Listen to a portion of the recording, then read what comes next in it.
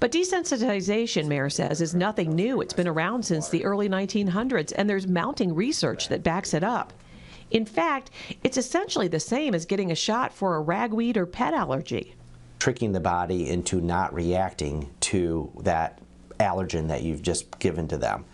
The treatment must be done under supervision of a doctor specifically trained in this. It starts with exposure to microscopic amounts of the allergen to desensitize, and ultimately it gets to this maintenance phase where Hannah is, getting the equivalent to a glass of milk daily, which gradually changes the immune system. For someone living with food allergies, the tiniest exposure can be deadly, which is why many schools have banned peanuts and anything made with them. But as ABC 12's Leslie Toldo found out, the best way to treat these allergies may be eating the very foods that trigger dangerous reactions. There you go. A 9-year-old drinking a glass of milk isn't all that interesting, unless, of course, like Hannah, that 9-year-old has a severe milk allergy. She could have severe reactions from just coming in contact. Hannah first showed signs of food allergies when she developed a rash after breastfeeding as a tiny baby. And she was severely allergic to milk, eggs, and peanuts, and reacting just through drinking it in the breast milk. But the allergies Hannah has lived with all of her life put her at risk for much more than a rash. Exposure to even tiny amounts of milk, eggs, or peanuts could send her into anaphylaxis, even kill her.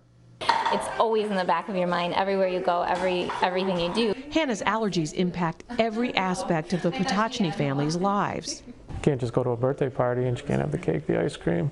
So that was difficult. Family parties Functions. and get-togethers, holidays, it's like, you know, we want to go, but we don't want to, you know, keep saying, well, you know, can you rearrange the whole menu so that we can come? The allergies are not just triggered by what Hannah eats or drinks, but by what she touches or even who she touches and what they have eaten. We have to constantly be making sure that she's not holding hands or touching somebody else, or the crayons that somebody else was touching and they had, you know, cream cheese on their bagel in the morning. Hannah and her 3 sisters are homeschooled, something that felt like her parents' only choice when Hannah was ready for kindergarten. There's no way that we can send her to school and feel confident that she's going to be safe there. You know, I know they can do everything that they can do to try, but, you know, as a parent, it was just, we wouldn't be able to even function. So, how do you get from a potentially life-threatening reaction to the slightest exposure to anything made with milk to eating a nightly ice cream sandwich? For Hannah, that journey started here in Dr. Chad Mayer's West Bloomfield office. He's the only doctor the Potocnys could find who is doing something called food desensitization, where people are exposed to their allergens as a treatment. You would tell them about it and they'd say, well, don't do it. You know, family doctors, allergists, pediatricians, they'd say, absolutely not. It's not FDA approved. They don't want to do it. But desensitization, Mayer says, is nothing new. It's been around since the early 1900s, and there's mounting research that backs it up. In fact, it's essentially the same as getting a shot for a ragweed or pet allergy. Tricking the body into not reacting to that allergen that you've just given to them. The treatment must be done under supervision of a doctor specifically trained in this. It starts with exposure to microscopic amounts of the allergen to desensitize, and ultimately it gets to this maintenance phase where Hannah is, getting the equivalent to a glass of milk daily, which gradually changes the immune system. Where it will stop recognizing what you're allergic to as an allergen.